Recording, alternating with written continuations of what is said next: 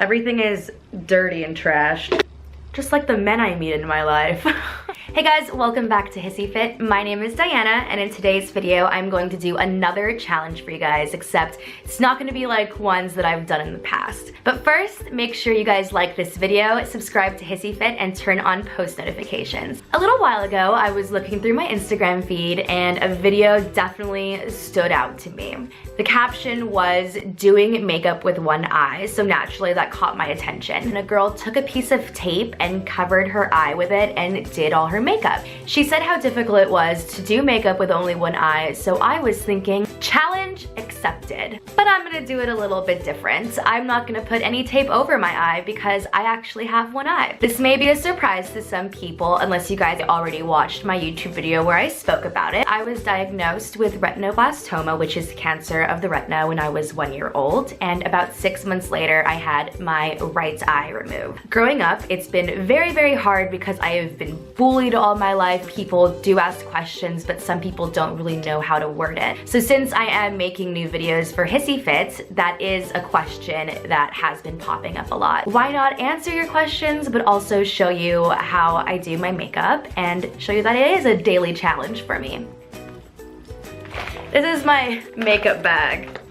Ew. So to start off, I moisturize my lips and my face. I have been using this Lather Unscented Lip Balm with SPF 15. And I've been also using their ultralight face lotion for my face. I'm that type of person that needs a very thin moisturizer because I don't like having too many thick layers of makeup on my face. Once my moisturizer really sets in, then I move on to my primer. And I'm currently using the Smashbox Photo Finish. So I just place it on my nose and my T-zone area because that's mainly where I get a little bit oily and where I feel like my pores are a little bit bigger. Next, I move on to concealer. This is the Maybelline New York.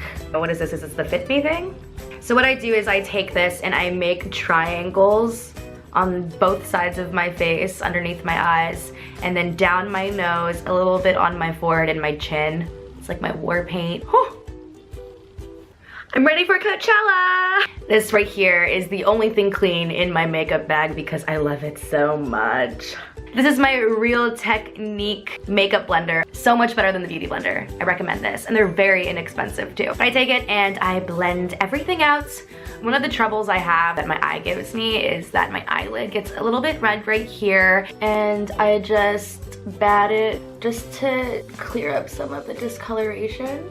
I do it on my other side, and honestly right now, like, I can't see anything. These are like some of the problems that I have with putting on makeup, you know, because when you have two eyes, you can see different angles from everything, but for me, I'm just like, meh. The foundation that I use is just, again, Maybelline Fit Me. And for this, I just place it on the outer part of my face. My foundation's a little bit darker than my skin, so I like to just keep it on the outer part. And as you can see, like, it works as a contour too. My eyebrows are actually pretty thick to begin with. I just use the brow kit from Ardell. I start off by brushing my brows and I shape them from going outwards in. So I get the darkest color and I make my arch. I move towards the inner corner and start fluffing it out. When I do go a little bit overboard though, I just take the part of my blender that has a little bit of makeup on it and I just bat it a little bit on the front. This is after and before. Now I'm just gonna go on to the rest of my face. So I just literally go into my Hoola bronzer and I just quickly shape my face, and then I take some down my nose.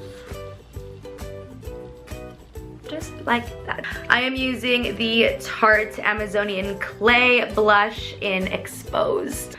I don't like pink clothes and I don't really like pink blush, so I go for a more like muted mauve color. Next, the Holy Grail. It's so beautiful. Look at it.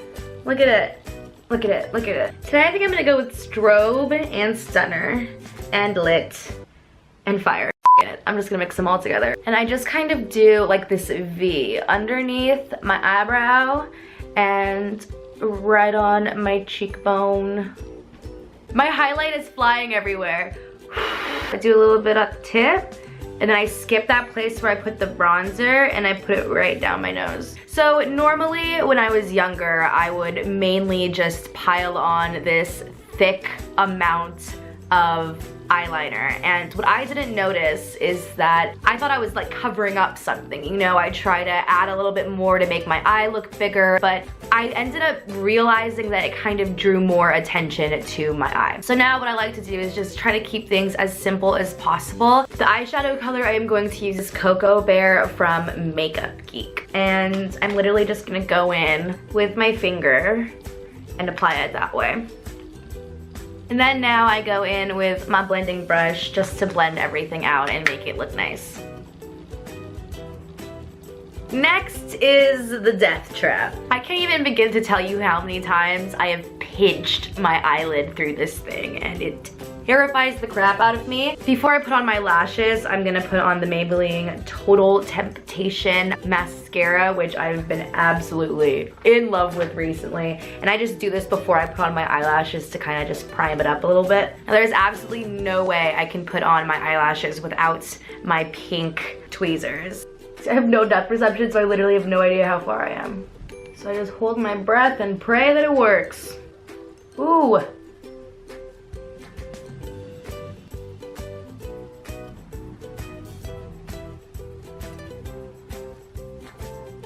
So I'm gonna take my mascara and just kind of blend everything together.